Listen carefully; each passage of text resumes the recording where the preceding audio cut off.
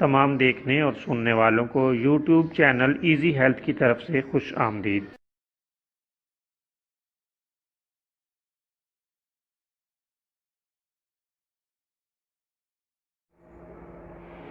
दोस्तों, आज जो वीडियो आपकी खिदमत में पेश की जा रही है, इसमें बिच्छू के कांटे का इलाज बयान किया जाएगा।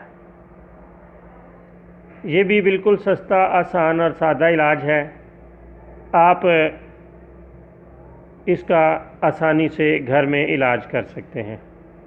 आपने करना यह है कि जिस मुकाम पर बिच्छू ने काटा है, इस पर हल्दी की धुनी दें और हल्दी का पाउडर लगा दें।